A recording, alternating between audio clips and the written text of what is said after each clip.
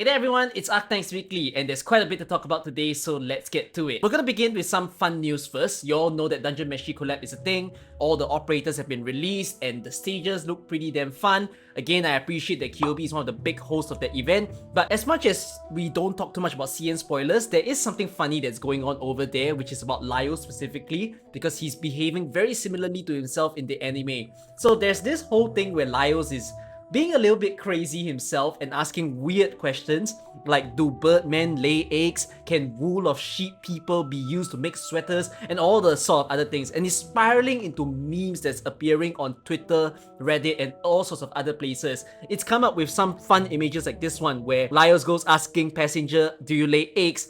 I'm a male. And then of course, Dunkashu, this particular Twitter user, he or she has been amazing because basically, he's gone on to edit Laios in many of the story CGs that we see in AK, whether it's the sprite art or just the shadow itself, and it's just funny to see him in all sorts of various contexts. So like, I think this has been very fun. I can't wait for the Dungeon Meshi collab to happen in the global space. For those of you wondering when that will be, it's gonna be happening in about March 2025. So we will look forward to that when it happens. Okay, next up, a clarification from the previous video. I stated that the Mercedes-Benz Arena was used for the Ambience Synesthesia 2024, but that's not the case. It was used in AS, but that was for 2022. Instead, for this year's Ambience Synesthesia, they held it at the Qizhong Forest Sports City Arena, which was the same location as last year. And in terms of the size of the arena, it's still about the same as Mercedes-Benz. Mercedes-Benz can hold up to about 18,000 people at once,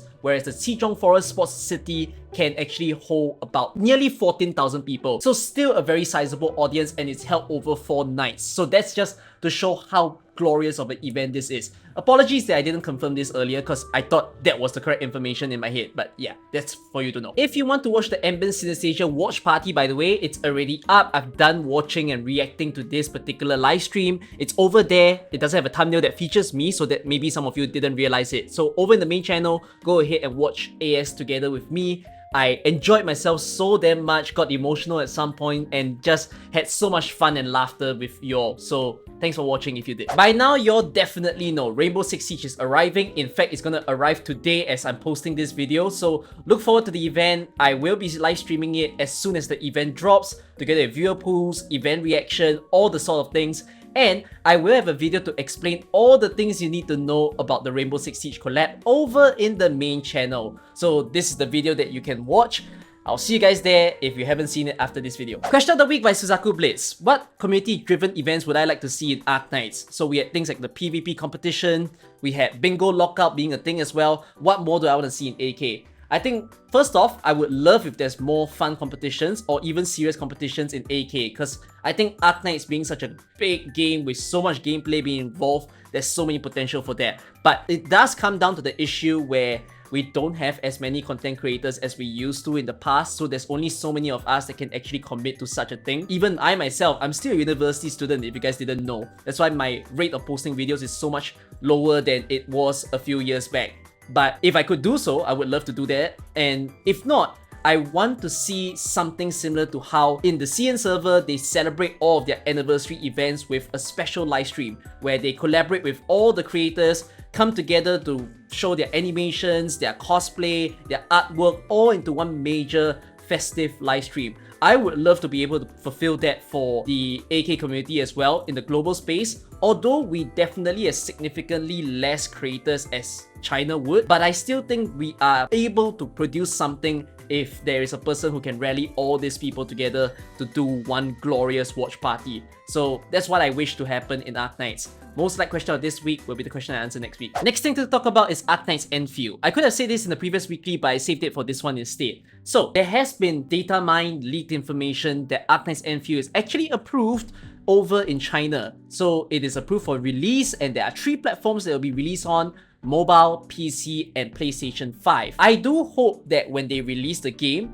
they do ensure that all the platforms are released multiply, meaning like we don't get one person being delayed. For instance, in Wuthering Waves, they decided to delay the PlayStation stuff. Like, if they are gonna commit to all these platforms, make sure that it's all in one go, so that you have the maximum reception of players who will try it on the first day.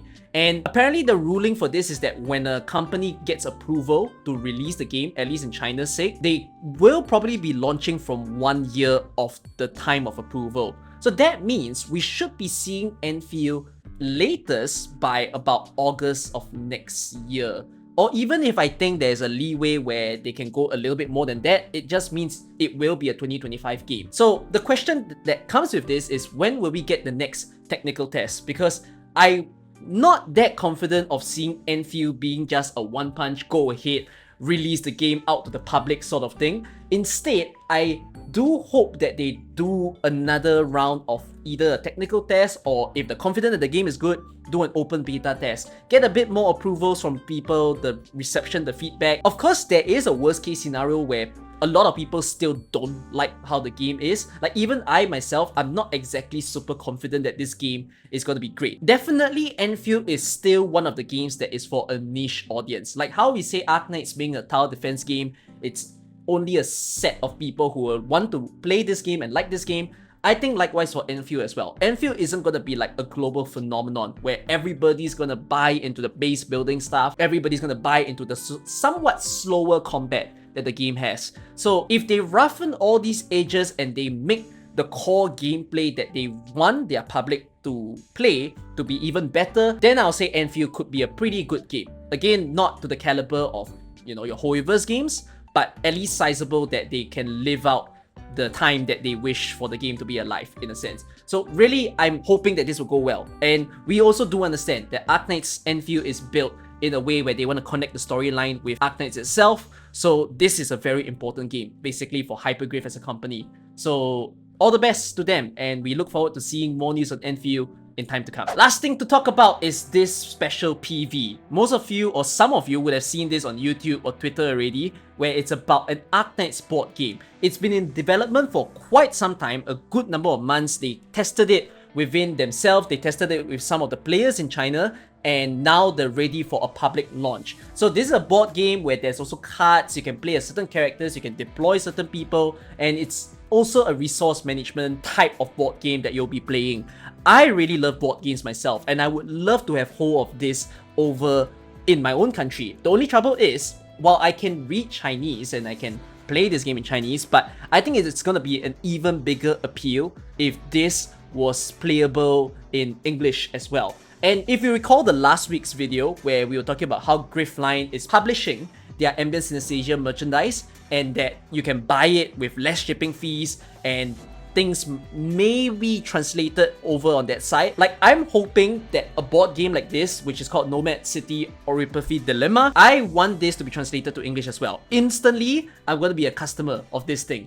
If they can do all the law books translated for us, a lot of global players like myself, we want to buy these stuff. And if that happens, you will also know that I'll make a video, I'll invite some friends over, we'll play this board game all together. Even friends that maybe don't even play Arknights and they are just board game fanatics. I think they would love to enjoy something like this. So Gryph, if you're watching this or the previous video, please do us a favor in terms of like the global space. I do know that we have a much smaller audience compared to China, but we are still players at the end of the day that really loves this game. And I mean, express your love in the comments as well, because maybe you might have some devs reading onto the video. So in any case, that's all that I have for this week. We will see you next week for even more hype news. Alright, take care everyone, bye bye.